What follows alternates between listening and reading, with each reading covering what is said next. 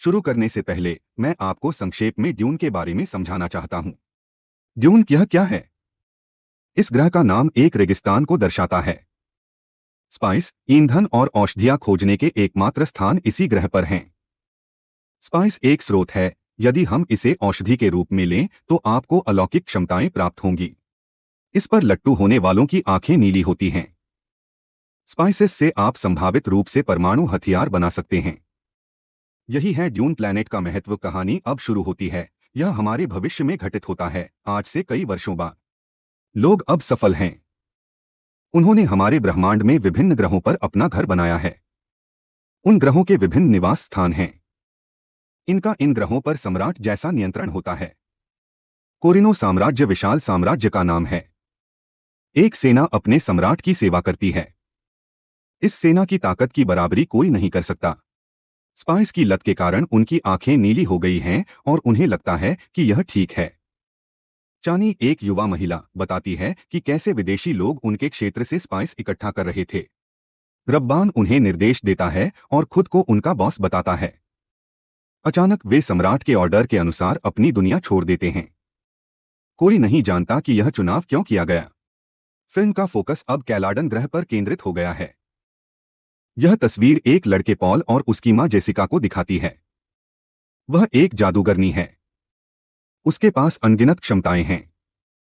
Paul उससे अपनी शक्तियों का उपयोग करना सीख रहा है।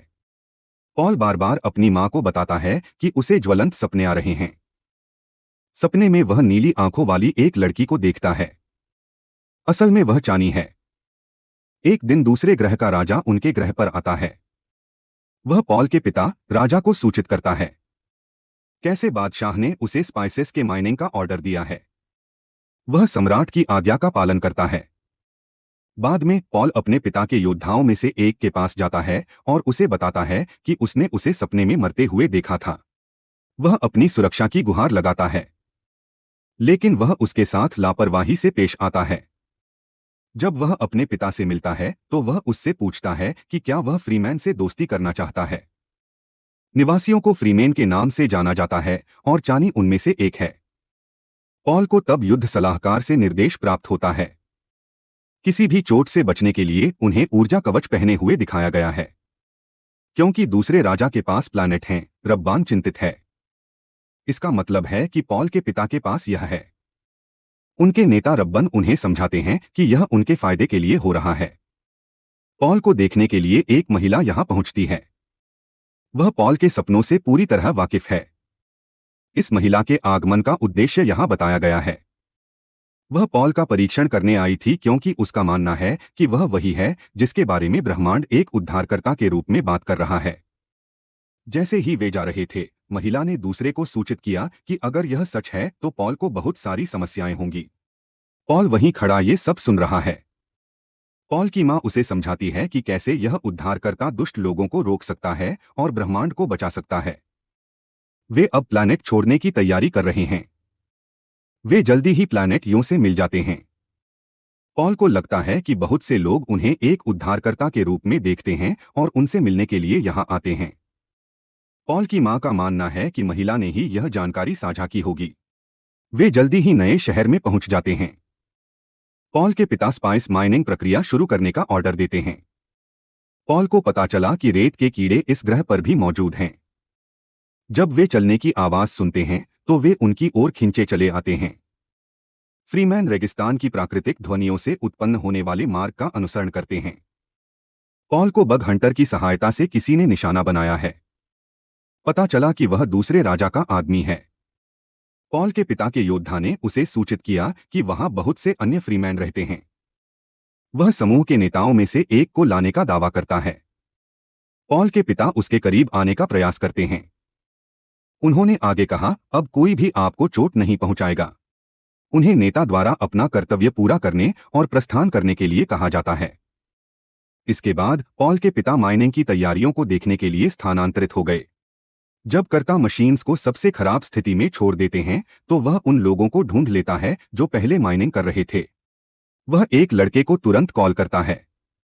वह विदेश से नहीं थी। वह उन्हें एक सूट देती है और समझाती है कि इसमें एक फिल्टर तंत्र है जो हमारे शरीर के दूषित पानी को शुद्ध करता है ताकि हम इसे पी सकें। कठिनाई की स्थिति में लोग रेगिस्तान से जीवित बच निकलेंगे। रेगिस्तान में पीने का पानी कम होता है। यहाँ के निवासी पानी की एक भी बूंद बर्बाद नहीं करते हैं। वे एयरक्राफ्ट के बगल वाले खेत की ओर बढ़ते हैं जहां एक मशीन स्पाइस निकाल रही है। जैसे ही वे हर चीज पर नजर रख रहे होते हैं, उन्हें एक कीड़ा दिखाई देता है। यह सीधे उनके कंप्यूटर की ओर जा रहा था। अचानक पॉल के पिता ने अपने एयरक्राफ्ट से उड़ान भरने का फैसला किया ताकि वह उपकरण के अंदर कैद अन्य लोगों की सहायता कर सके। पॉल लोगों की सहायता करने के अपने प्रयासों में भी आगे बढ़ता है। वह चेतना खो देता है और उसकी छवियां बनने लगती है। इसके बाद एक शख्स उसे उठा लेता है। यह पहली बार है जब उन्होंने कीड़ा देखा है। अपने विशाल आकार के कारण माइनिंग मशीन को उसने निगल लिया। पॉल के पिता अब अनुरोध कर रहे हैं कि वे जल्द से जल्द स्पाइस माइनिंग शुरू करें, नहीं तो उन्हें अनुभव होगा। लड़की का कहना है कि वह इसमें उसकी मदद करने में असमर्थ है। एक डॉक्टर बाद में पॉल की जांच करता है। वह उसे चेतावनी देता है कि स्पाइस खाने के कारण उसे एलर्जी हो सकती है। पॉल ने अपनी मां को बताया कि उसने नीली आंखों वाली लड़की को एक बार फिर देखा है। उसका इरादा उसे तोड़ना था। वह एक चाकू भी देखती है जिसे फ्रीमेन एक शक्तिशाली हथियार मानते हैं। सपने में वह अपनी मां का दूसरा बच्चा भी देखता है। वह एक महिला है। शायद वह उसकी बहन है, वह सोचता है। अगले दृश्य में बैरेन को प्लैनेट यो पर हमला करने के लिए अपनी सेना के साथ आगे बढ़ते हुए दिखाया गया है।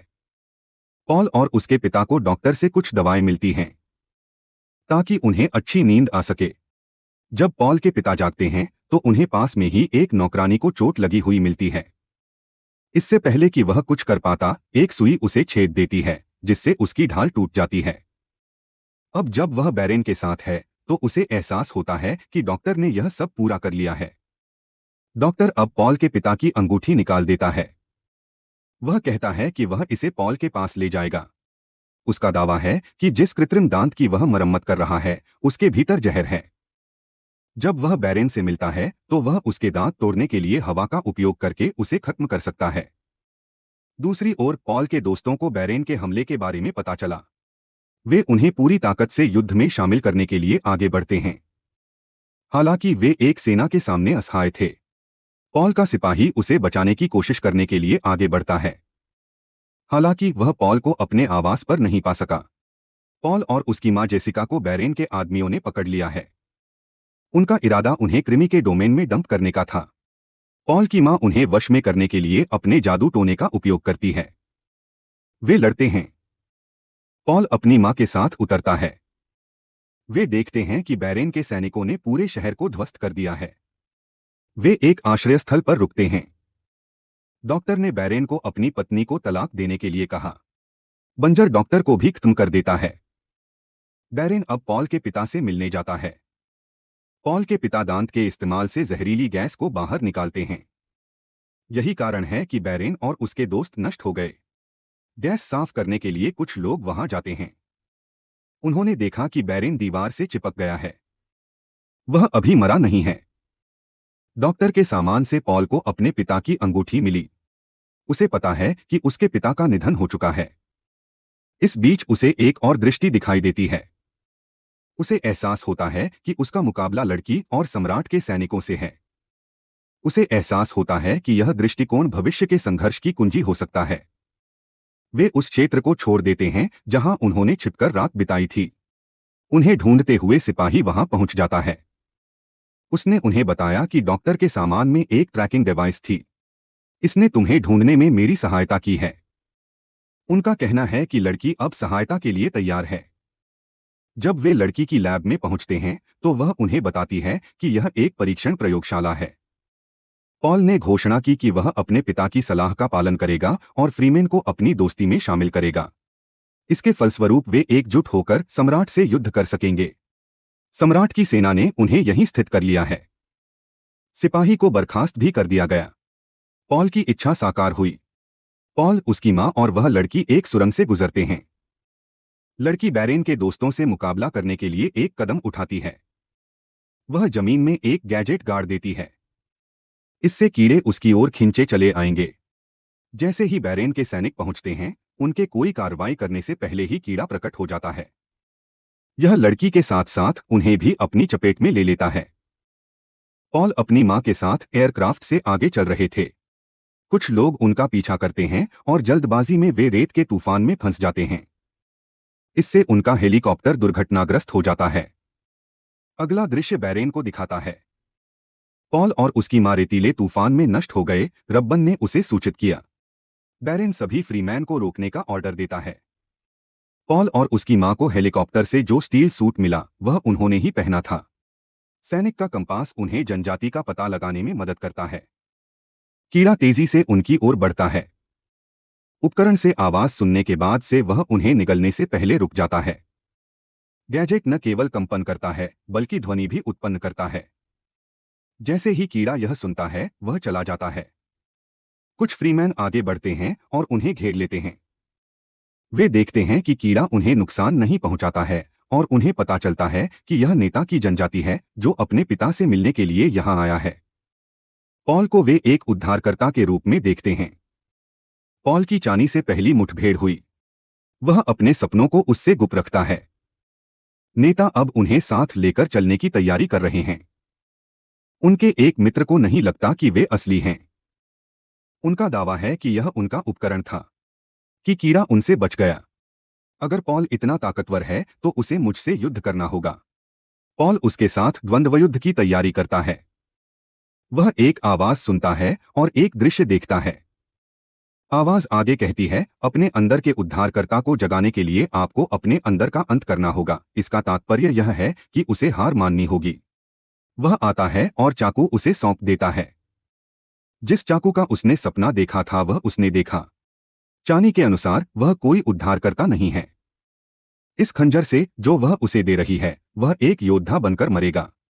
वे अब लड़ते हैं। पॉल उसे नियंत्रित करता है और उससे पीछे हटने का आग्रह करता है। नेता के अनुसार यह लड़ाई तब समाप्त होगी जब कोई मर जाएगा। पॉल की मां ने उसे आश्वासन दिया कि वह हत्यारा नहीं है।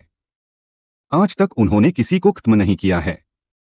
पॉल को एहसास हुआ कि आवाज उसे बदलने के लिए कह रही थी। वह बाद में उस आदमी को खत्म कर देता है। वह फ्रीमेन कबीले को अपनी योजनाओं के बारे में सूचित करता है। वह कैसे सम्राट की सेना को युद्ध में शामिल करने का इरादा रखता है। वे उससे सहमत होने लगते हैं और अपनी जनजाति में शामिल होने के लिए आगे बढ़ते हैं। जैसे ही वे आगे बढ़ते हैं, वे एक विदेशी को कीड़े पर सवार देखते हैं। चानी के अनुसार यह केवल शुरुआत है। कहानी यहीं खत्म होती है।